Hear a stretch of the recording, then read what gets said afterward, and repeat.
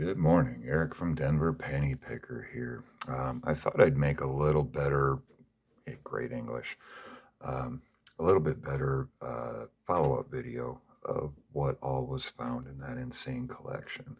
I posted a video the other day, but I'm not real happy with it, but please do watch it. It kind of gives you a little bit of an idea.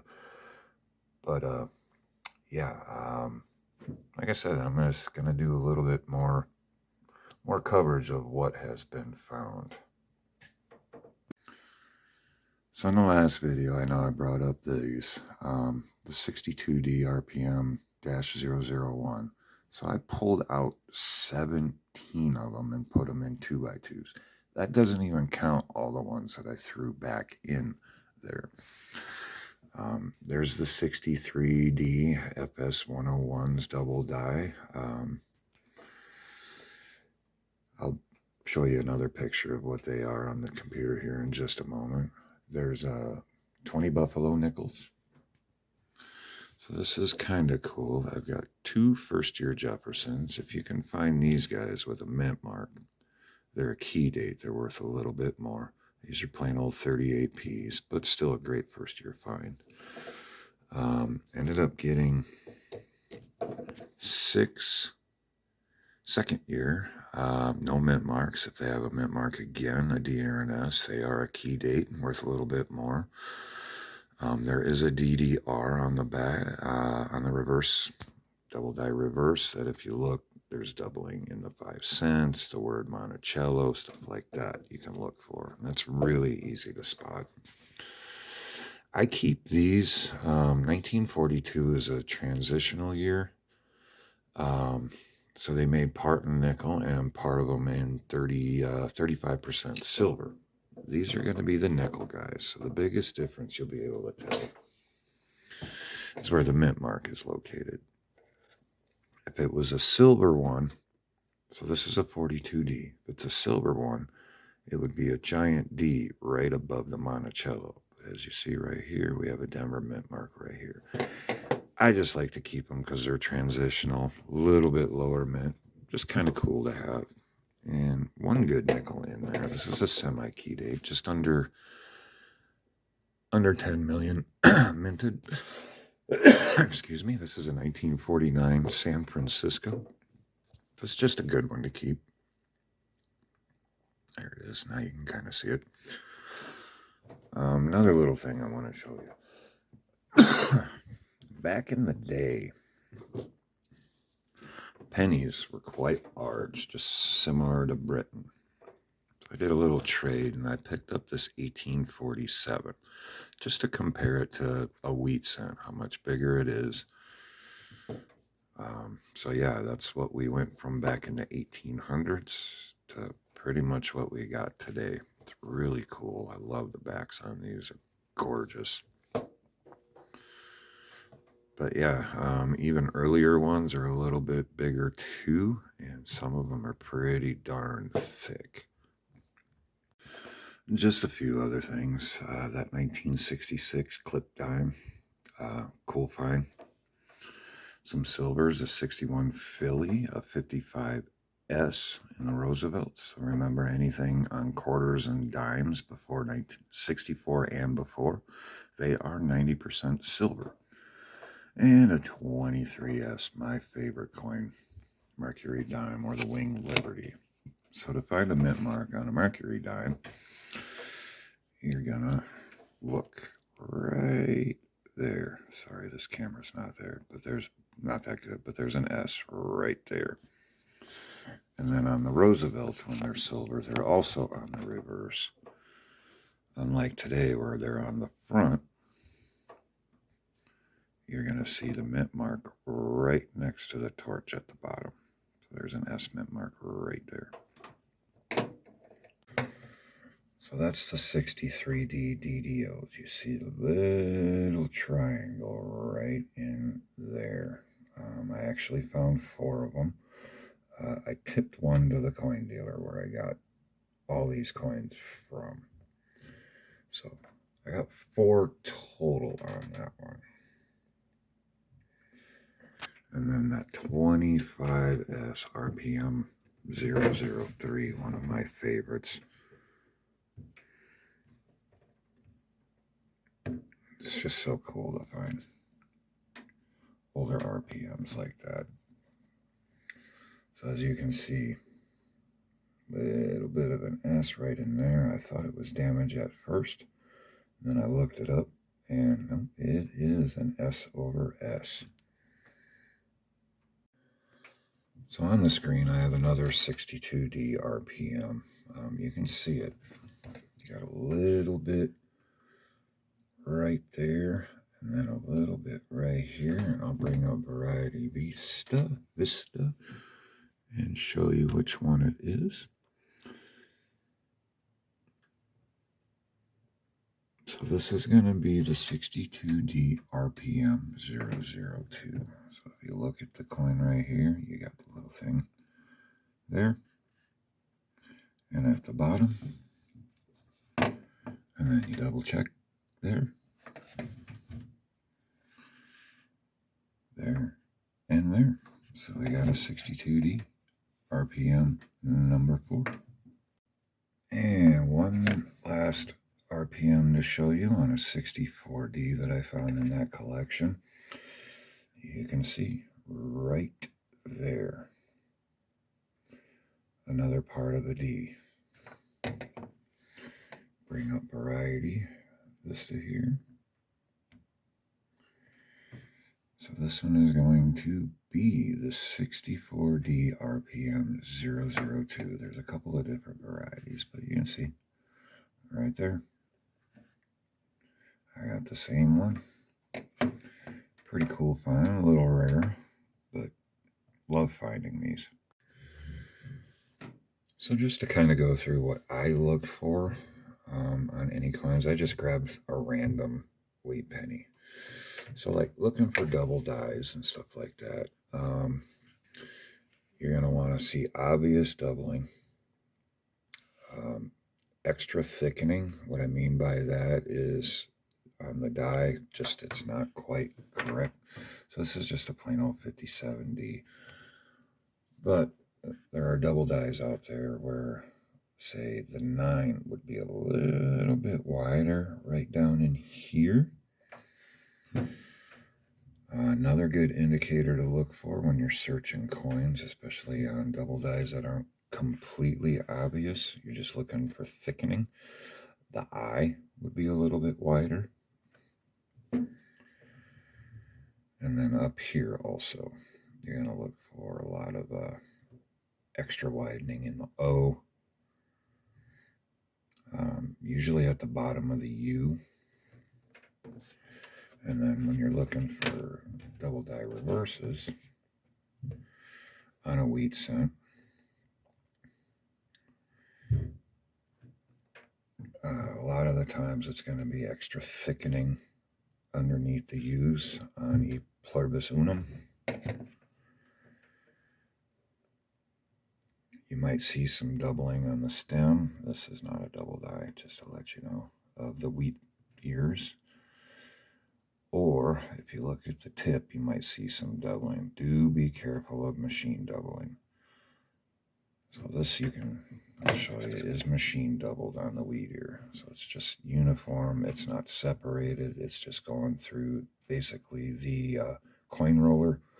And it kind of get hooked up on the mechanism in there. And then it looks like it's doubled, but it's not.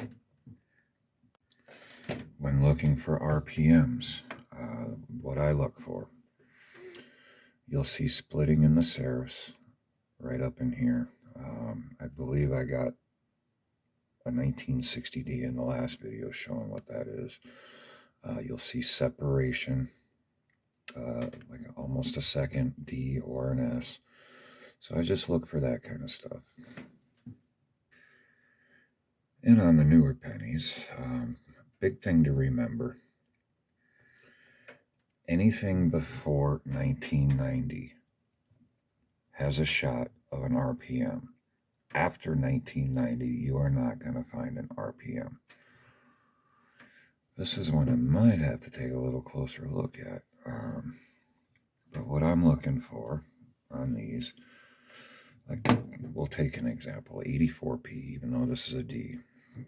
You're looking for on an 84p, big one, there'll be double ears. You can't miss it. It sticks out. There is another DDO on here. I just can't remember. To me, this is looking more like machine doubling. You can see nice even doubling on the side there and on the inside of the 4. There's no RPM there. Again, with RPMs, you'll look for a second D somewhere, especially on the 80s. They'll be out here a little bit more east to southeast. You will find a little bit of splitting in the serifs. But otherwise, looking for double dice, you're looking for splitting in the 9, extra wideness in the 1, extra wideness in the 9. A lot of those have a tendency of coming out to here. Again, extra thickness on the I in Liberty is another thing you look for. Stupid thing.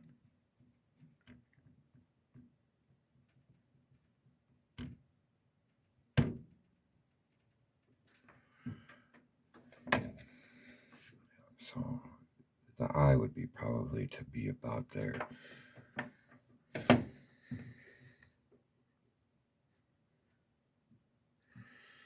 Same with ladders.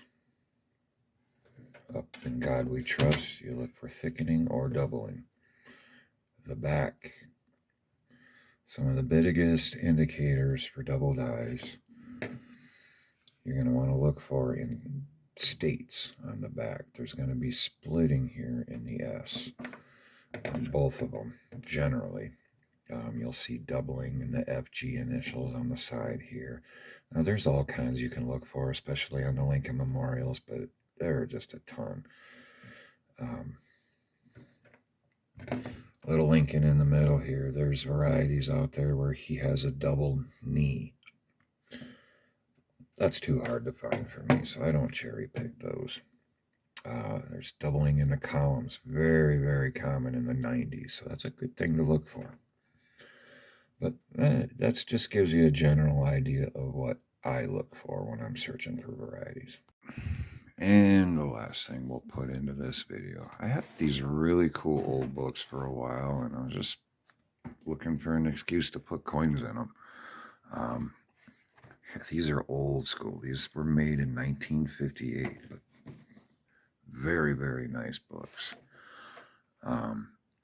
But I just want to show you the amount of awesome coins from 1909 to 1958. I am literally only missing 8 spots. Let me put a piece of paper in here so you can just see a little bit better. I mean, 1909 VDB, 09, 10, 11, 11D, it's a good one. 12D is a good one. 13D and a 13S, both great ones. Where is it? 15S. Got one of those guys. So yeah, I mean, the only ones I'm missing is in the 09S VDB. I thought I had one, but it wasn't. 09S. So these are going to be the super lower mintage ones. 10S, I'm pretty sure I'll find. 11S. 12S. 14D is a hard one to find. I should be able to find a 14S.